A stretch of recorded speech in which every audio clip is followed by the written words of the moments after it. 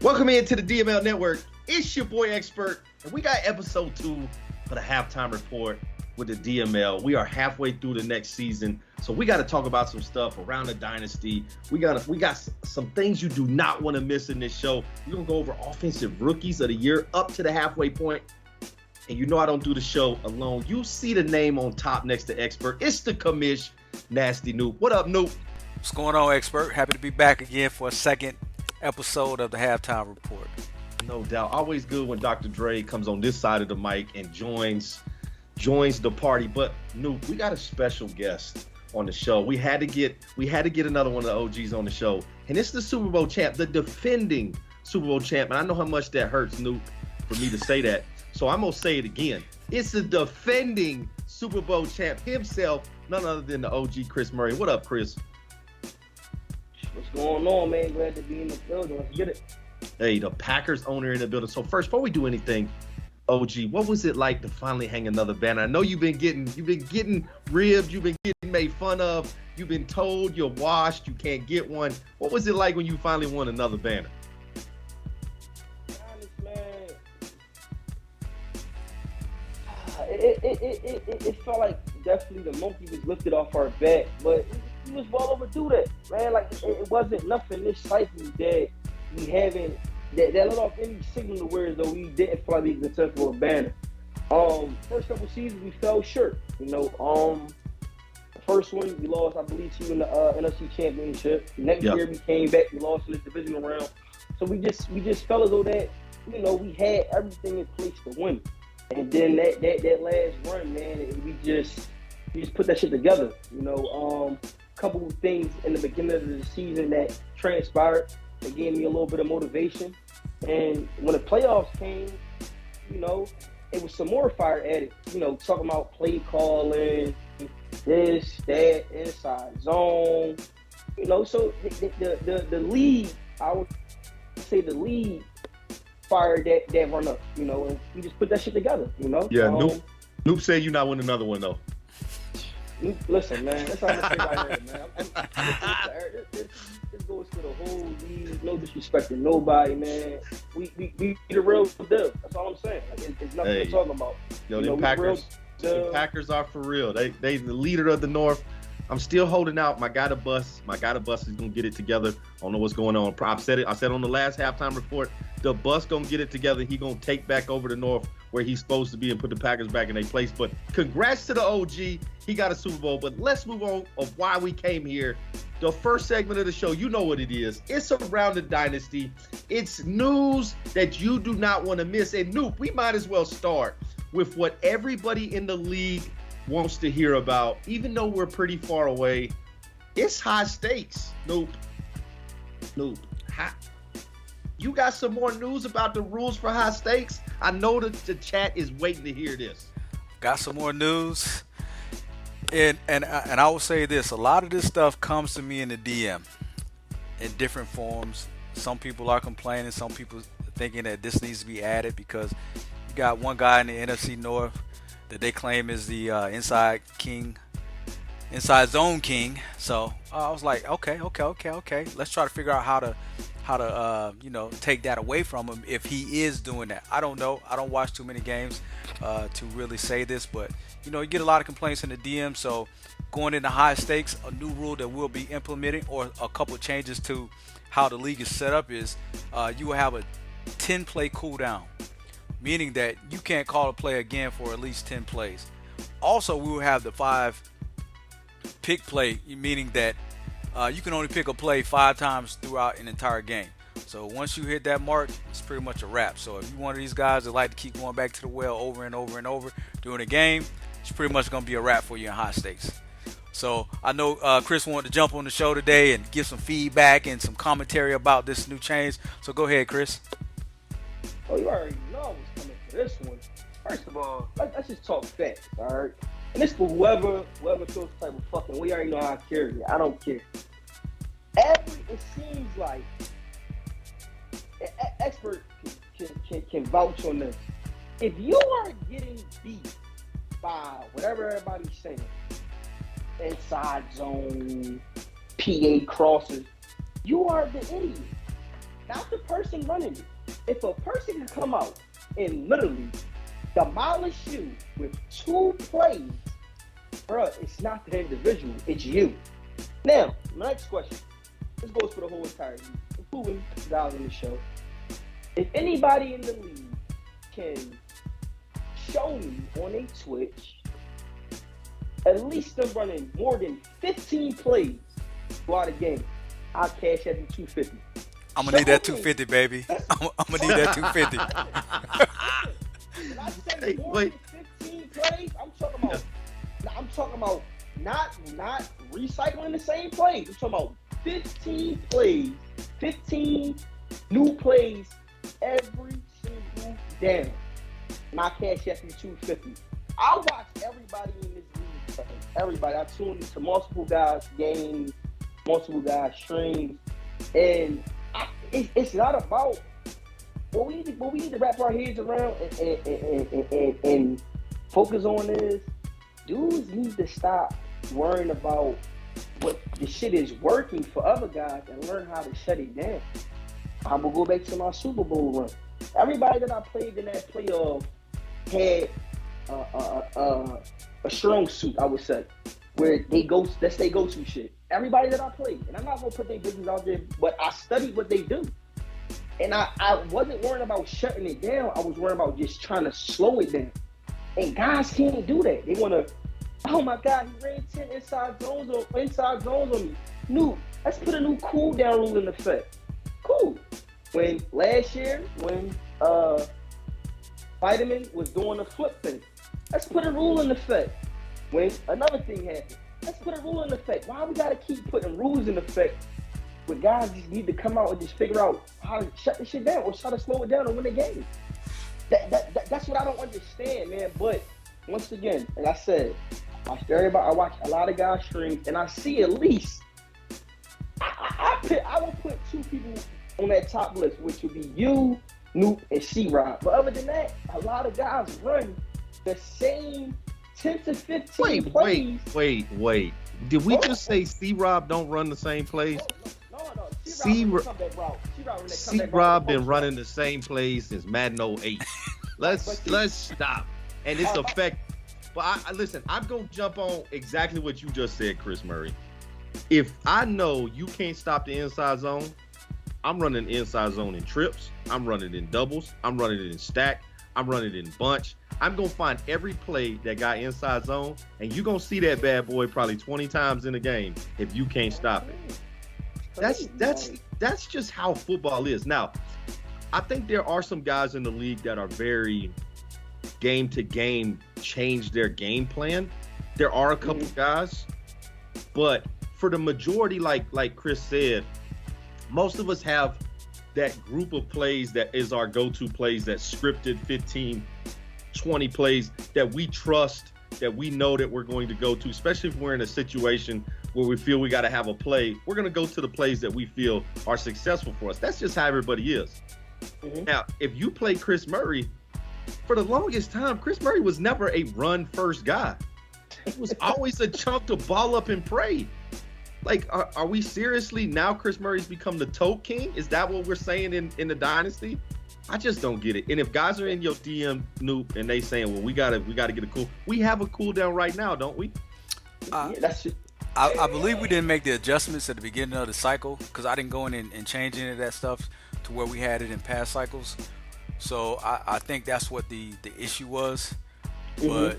But we do have a cooldown. Like, if you can't call the same play back to back, that's the cooldown. That's what I'm saying. We have a cooldown in the league right now. Yeah, but I believe it's like I believe what wasn't changed was it's 5 plays right now. Like, you can't run it within 5 plays. Yeah, but I believe what the issue was the pick a play where you're able to pick the play throughout that entire game 10 times. I think that was the big issue because a lot of people were going back to that same play over and over again.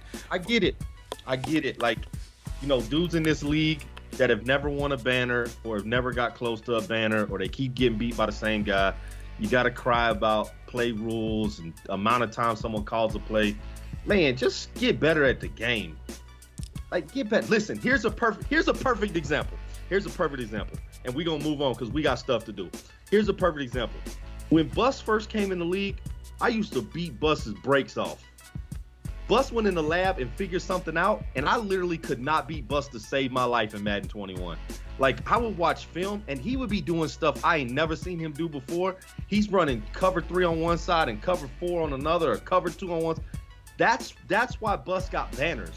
He didn't cry about it. He didn't say, well, I can't beat expert at his game. He figured it out and found a way to beat me, and he took over in Madden 21. Madden 21 was Bus's game. That's what guys need to start doing. Stop going to the commish saying, well, Chris Murray doing this, or Sweet's doing this, or whoever doing it, and saying you got to put a rule in to help us beat this guy. That's not what this is, man. That's some female type stuff. And if that's you, that's what I'm calling you. You a female if you go into another dude's DM saying put a rule in to help us stop this. But I got a question for Newt real fast, and then we can move on. So let me ask this question, Newt. So when we do the cool down, we up it, and then how many times you can play the game, and the same motherfuckers is still losing, then what? Well, that's my question right there. Like, when the same motherfuckers is still losing, then what? What we gonna do now, y'all? I can't control that, but all I can do is try to make it. You know how we go through an entire cycle doing the same thing over and over. The whole point of high stakes is to get there and throw a monkey wrench in it. But while I'm talking, I got some breaking news. The matchup rule will not be in effect for high stakes. There you go. Oh, y'all in trouble now. All right. Well, hey, okay. One more news around the dynasty. We want to be a schemer of farewell. Some things came up, work came up or whatever, and Schemer had to take a hiatus. Hopefully Schemer can find his way back to the DML. But I want to talk about one thing, and then we're gonna move on to the next segment. And that's if you have something come up in life that you can't be a part of the dynasty anymore, I ask you to reach out to your favorite commish. Everybody has that commish that they feel comfortable going to, whether it be SJ or it be Bus or it be Underrated, Chris Murray, myself, Taz, whoever it is. Please reach out to one of us before you just quit and let us know, hey, I'm going to take a step away, just as a common courtesy to let us know so we can do some league things to make sure we get the next guy ready to go. Don't just tweet about it and then disappear in the chat. We don't know what's going on. That's just a common courtesy. But we don't need to do any more around the dynasty, Noob. Let's get to the next segment. And this next segment is called No Love. Noob, why did we call this segment No Love? Man, we've been doing this for a long time, and there's certain positions that we've never looked at. We always look at the halfback. We always look at the quarterback. We always look at the linebackers, the D tackles. Yeah. So now it's time to look at some of the positions that might be underrated within the league or don't get the type of love that they should get for what they bring to us. Yeah, and of course, we got to look at the punter, right? Yeah, we gonna look at the punter, not the quarterback, that throws touchdowns, not the running back that runs touchdowns. We're gonna look at the punter, Noob. At the punter, man, because the punter is very important, man, especially in this game, man, because you're able to flip the field on certain possessions. If you're deep in your territory, man, if you got a good punter who can get that ball off his foot, yeah, man, that'll help out a whole lot. And so the top punter in the league right now, let's take a look. You got Tucker McCann on the screen for the Baltimore Ravens, who's doing a great job. I didn't think KP ever punted, but apparently he's got a good punter at 47 yards a punt. But the Broncos got the best punter in the league, Noob? The best punter, man. I was surprised too, because when I first initially started looking at this, Tucker McCain was leading the league in average per punt. But somewhere along the line, man, Bradley Pennon came out of nowhere, and his averaging 52.4 yards per punt. So you just imagine, man, how that can change the field position for you if you're behind, man. Just being able to punt the ball that far to play defense, man. Let's punt the ball, play defense.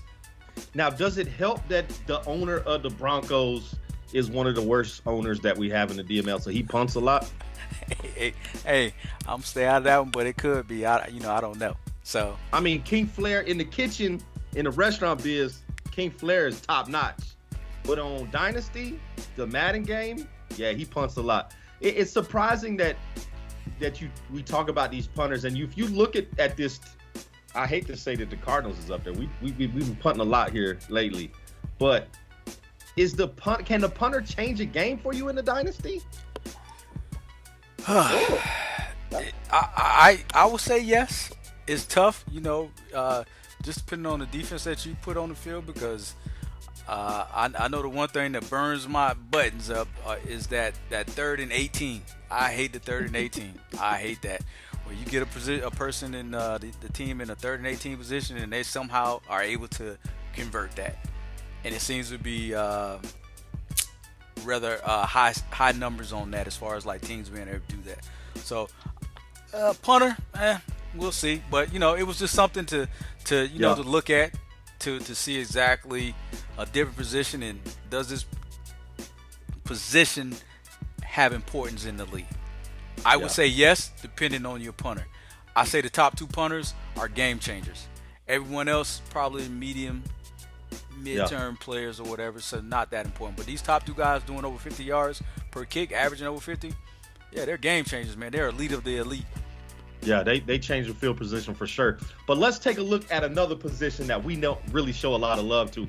We always talk about that guy in the back, way back at the free safety, that goes and gets played and can get the ball on the deep ball. We don't talk about that guy that's playing in the box a lot at that strong safety position. And let's look. We saw the Broncos had the best punter. He also has one of the best strong safeties here in Marcus Williams. And you talk about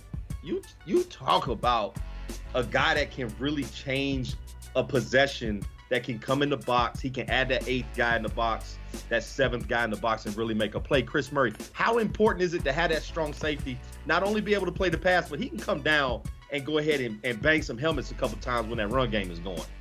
It's very important, and like you just said, for a guy to be able to do both and be high up in the category in both steps, that's great, especially in Flair's division, where he got a lot of guys. Well, it's a diversified type of division where he got some guys who love to pass the ball, and he got some guys who love to run the ball. So to see that, that's very important. Man, I wish I had that guy on my squad.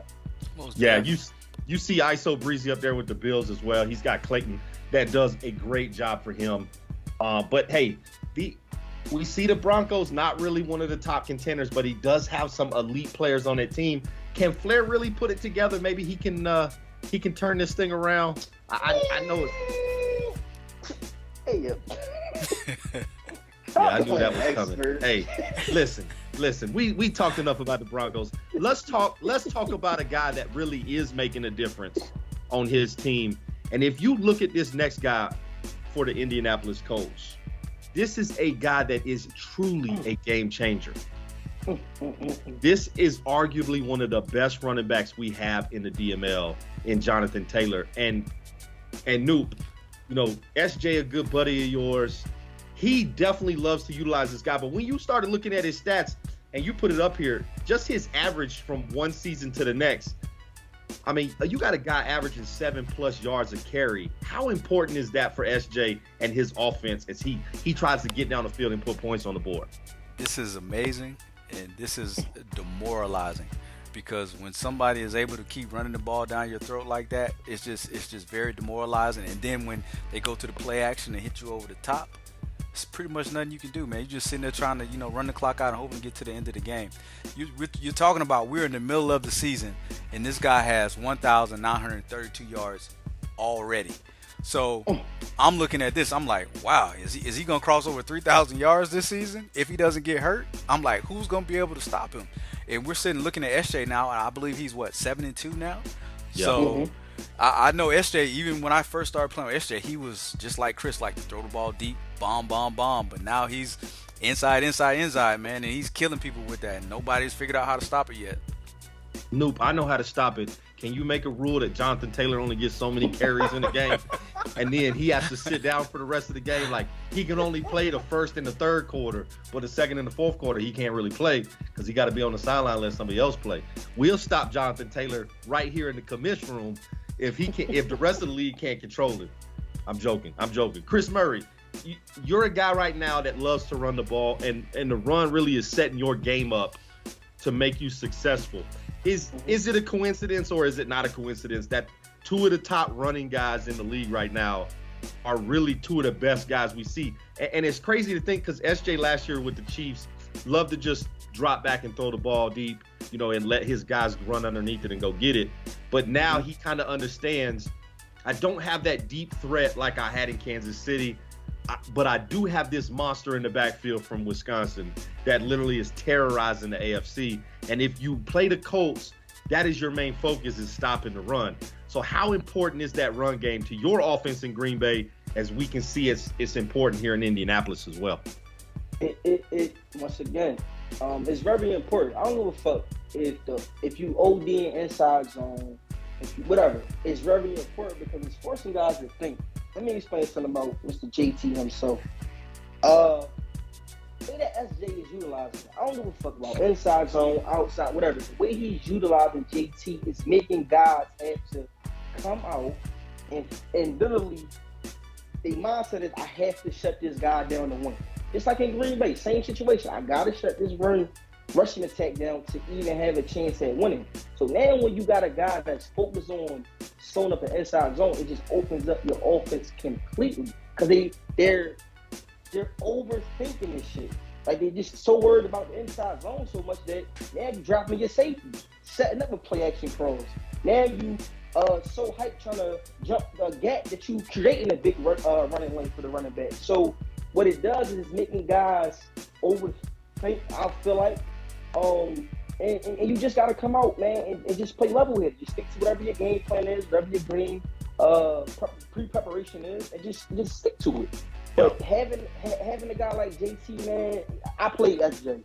I gotta play him again this year, and it's literally, you gotta just figure out how to just slow it down enough to where you can come out on top. And so far, JT been fucking tearing the lead up, man. That's ridiculous to see. Some numbers, and we 1 week past the halfway mark of the season. Whew. Yeah, he's definitely on pace to shatter records there in Indianapolis. And at this point, it's just about, like Noob said, can he stay healthy? How does SJ limit his carries in certain games, even though he has a chance to shatter some records? This guy is such an important piece in Indianapolis as he gets ready to get in the playoffs, make a deep playoff run. Maybe we see SJ in the Super Bowl. That's a gauntlet over there in the AFC. I know we had some talk today, from the Village Idiot about the NFC ain't got no powerhouse, but it is a gauntlet over there in the AFC. They have got from the top to that middle of that pack. They are loaded in that division over there. And I think the NFC's got some powerhouses, but I think the AFC definitely is a few steps ahead.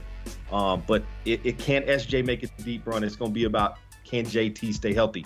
But Nuke, we got one more thing we got to talk about.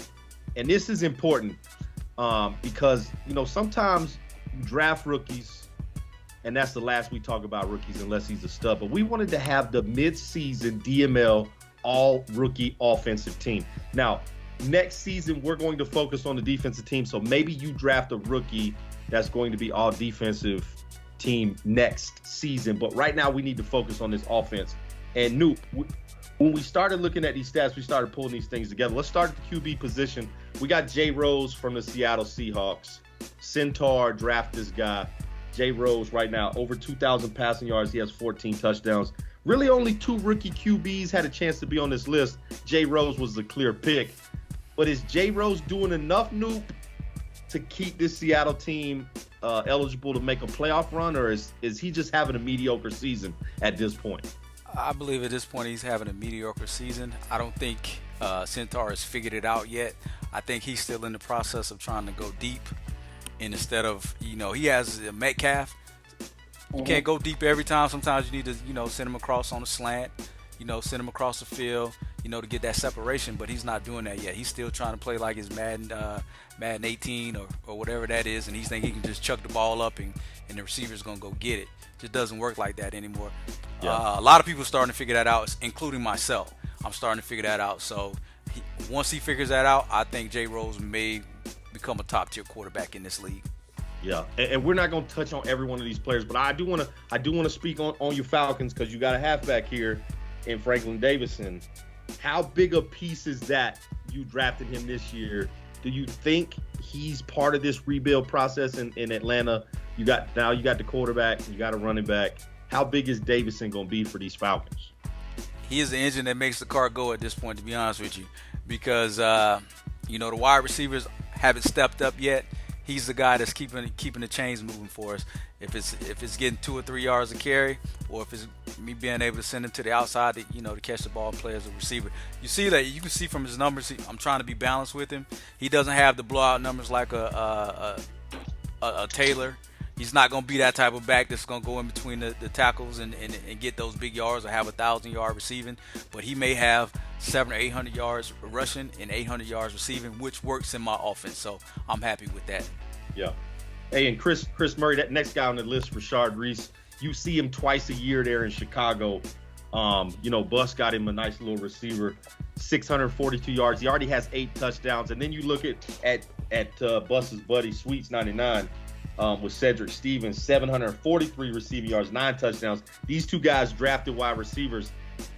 Have you seen Bus make a change now as he's going to try and start throwing the ball a little bit more now that he has some weapons there on the outside? For sure. Shit, Reese, as Bus nickname, I believe, Reese Buffalo or Reese Cup, something like that. The dude spread out lightning fast, 97 speed with the combine already with a ground and pound attack that Bus brings to the game. He'd be a fool not to. But you could, as you can see, I don't know if guys is paying attention.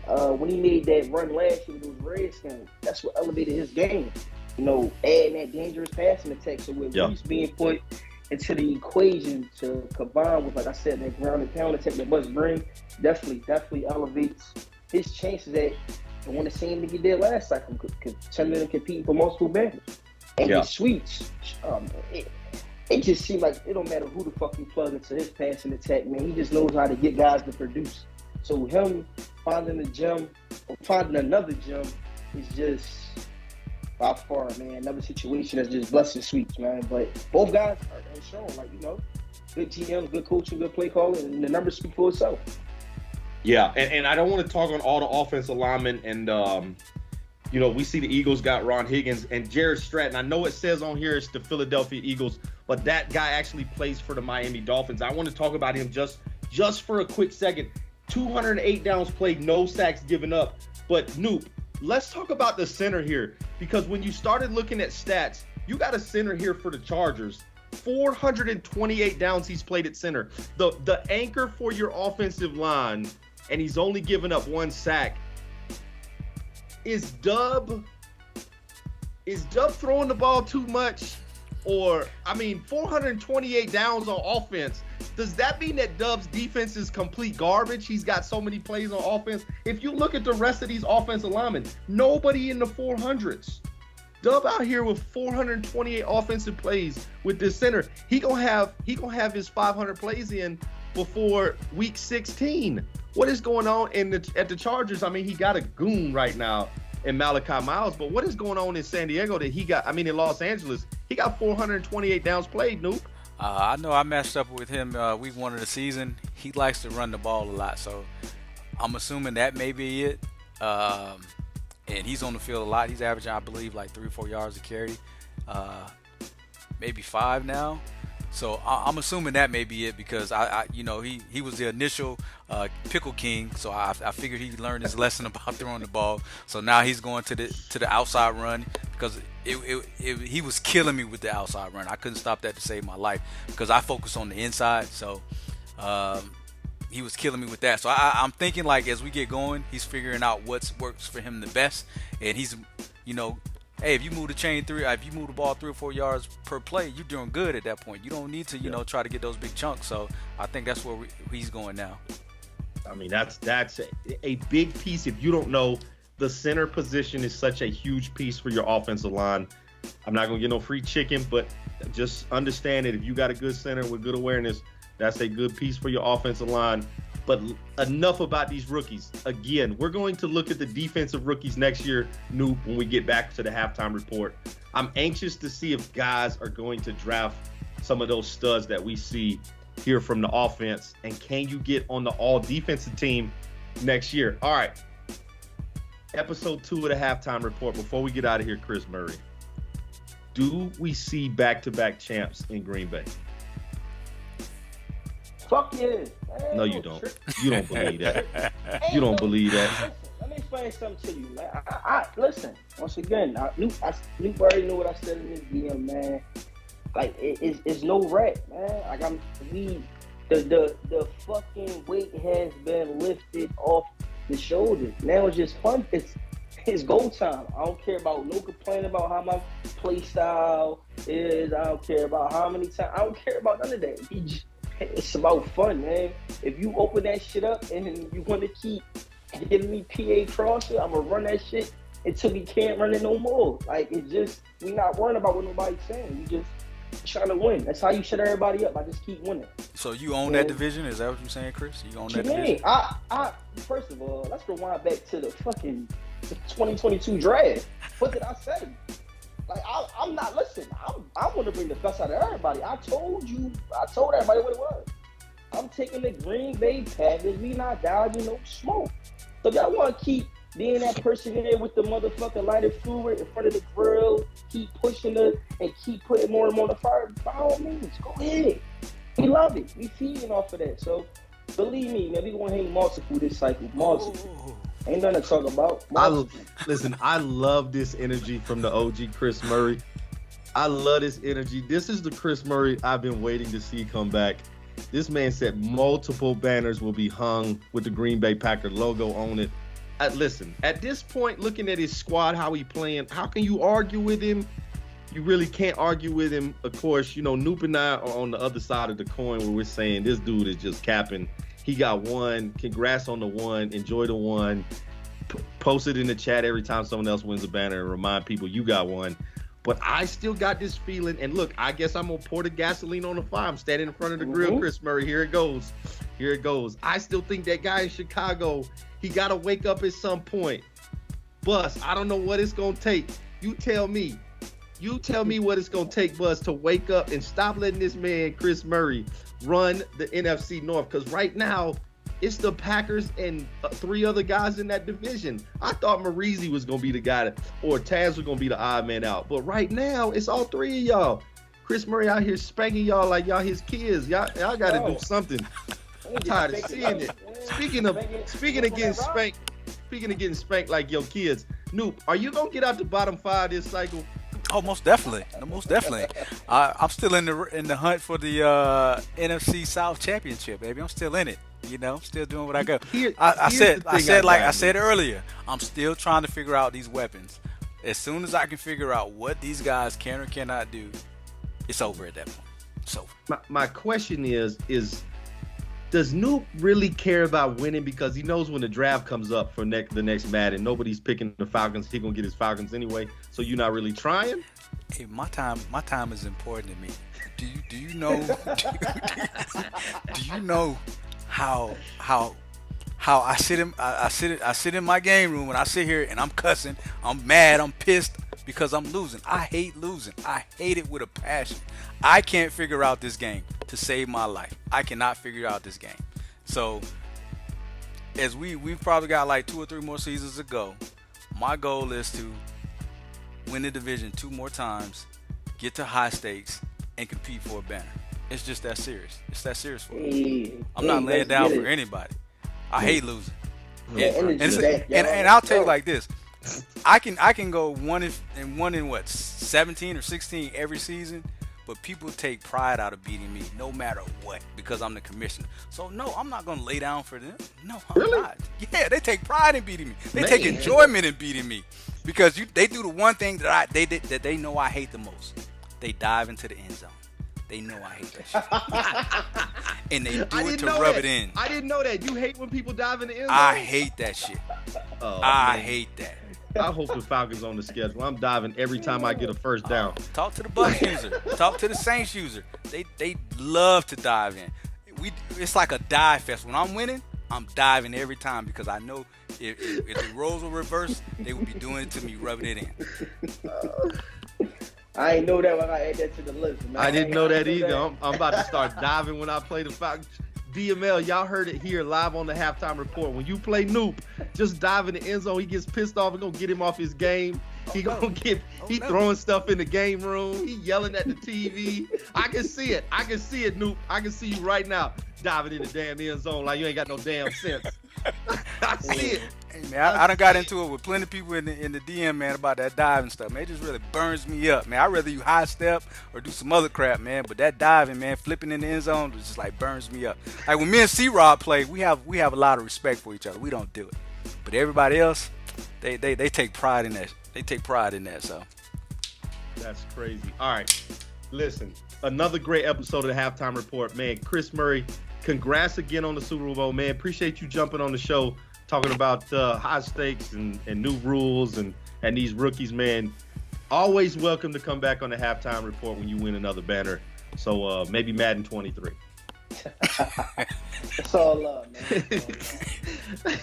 All right, Noop, you got anything else for the DML before we get out of here? One last thing, man. Still trying to put together the high stake rules. Be dropping that periodically.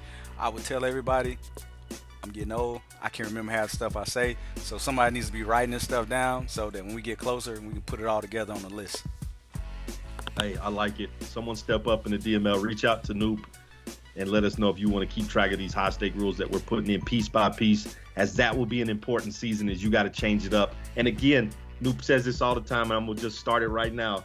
Don't wait for high stakes to start getting used to the rules. If you see a rule that you think is going to take a while to get adjusted to, start right now or a couple seasons before high stakes so you can be used to that, because you do not want to get a violation in high stakes because you drop a slot in the draft no matter where you finish, and that can be a game changer. All right, that is it for the Halftime Report. We appreciate y'all stopping through. Make sure y'all hit that thumbs up button. Leave a comment. Let us know what you'd like to see on the Halftime Report. And make sure y'all subscribe here to DML Network. On behalf of the DML, it's your boy Expert, and we out.